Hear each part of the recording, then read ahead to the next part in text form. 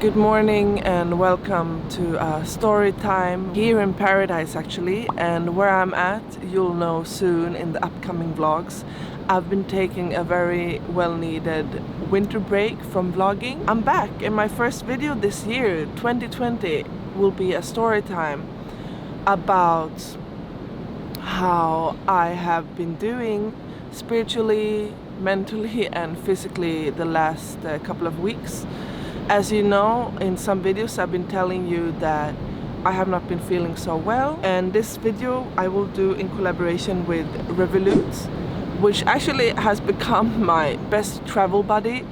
REVOLUT card is a MasterCard and it's connected to an app, REVOLUT app. There are no fees when I want to withdraw money from an ATM or if I want to pay by card with my MasterCard anywhere in the world, no fees. It's super convenient because with my Swedish Visa card there are sometimes fees up to $5-6 every time I withdraw cash, and it's not worth it. So the process when I use REVOLUT card is I go into the app where I can see my expenses in Swedish SEK, but also in the current, also in the local currency, because that makes it really convenient. Also with my Visa card, I don't know if you can relate, it says, oh, you paid something abroad, and you cannot see what it was. It just says abroad payment. I've connected my Swedish bank account to REVOLUT card and it transfers immediately the money to my REVOLUT card. Then in analytics I can see exactly what I spend this month. I can also see what kind of categories I spend the most money in. And it makes me really happy to see that this month, which is like only a couple of days, I spend the most money on eating. I love food. This is the metal card which REVOLUT is taking a fee from because of all its great features. But with my link here you get a standard card to your door, which means that you can take out cash from an ATM up to $200 a month for no fees, and also pay with your card up to $5,000 a month without any extra fees. So I think that it's always useful to have an extra card where you know that there will be no fees whatsoever when you pay with your card abroad. I really can recommend you REVOLUT. You should try it out. My link down here, and I actually don't even remember my code for my Swedish Visa card. It's a bit embarrassing. Let's move on to the story time. I guess that why this video has been taking me so long to record is because I really had to let everything sink in a little bit, and I have been working a lot on healing myself and processing a lot of things. If you've been following me on my channel, you know that I went back and forth to China by train from Stockholm. It took me a month to go from Stockholm to Beijing back and forth with the Trans-Siberian Railway. That was really intense. After my trip I then came back to Stockholm. 2 weeks. It was really intense. I had a lot of work. I had to move out of my flat. I had to organize all my stuff. There were a lot of things going on, and also saying goodbye to a lot of friends. So last summer I met someone in Stockholm. We met in a club. I was dancing, and apparently, I don't think this happened, but apparently I did like this, which is like, I did not do that, but he was like, yes, you did that. I know him a little bit from before. We have common friends, but we never really talked, even though we have each other on Facebook and stuff, but we never really talked. So I was really happy to see him. I'm like, hey, how are you? And we started to dance and then also date. And it was really intense. We saw each other a lot, and we decided that he would say goodbye to me at the platform in Stockholm, the train platform, because I took the train to Amsterdam and then to Barcelona. Which is never a good idea, you know, saying goodbye with your backpack at the train platform, so dramatic and very emotional, and it's like the last goodbye. And he then gave me a handwritten letter, and it was really nice. I was really emotional about it, and I cried for hours. And those Swedes, no one gave me tissues, no one was like, are you okay on the train? I was crying a lot. I just knew that I had to tell him that I was not in love with him as he was. And that of course is like the shittiest thing ever, that you have to tell someone who likes you and loves you that you're not in love. Even harder for me was to realize why this was so hard, to be honest with him, and why I felt that it was so impossible for me to tell him that I am not in love with you. Some week later, I was in New York with my best friend Felicia, and we went to this workshop. It was called Navigate for Change.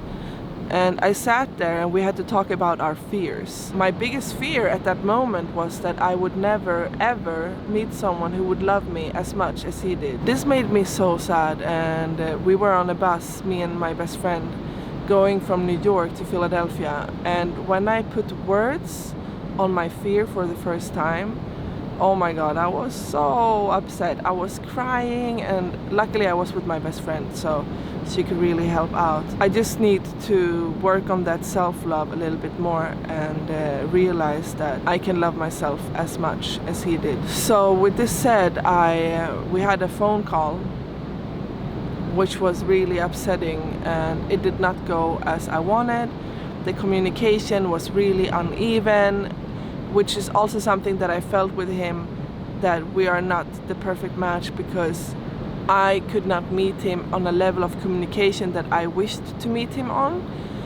I love communication, and since I was a kid, I always been struggling for communication. My parents got divorced when I was 6, so I always communicated between my parents, my mom and dad.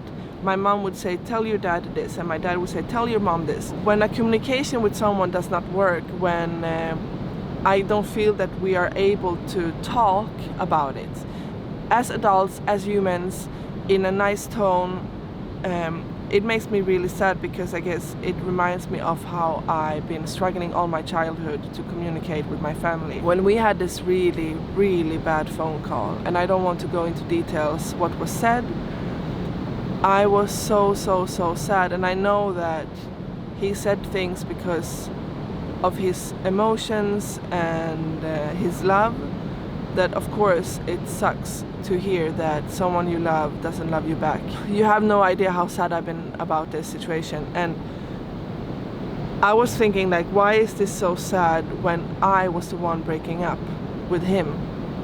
I've been sad for weeks about this, actually devastated, and it has gone to my physics.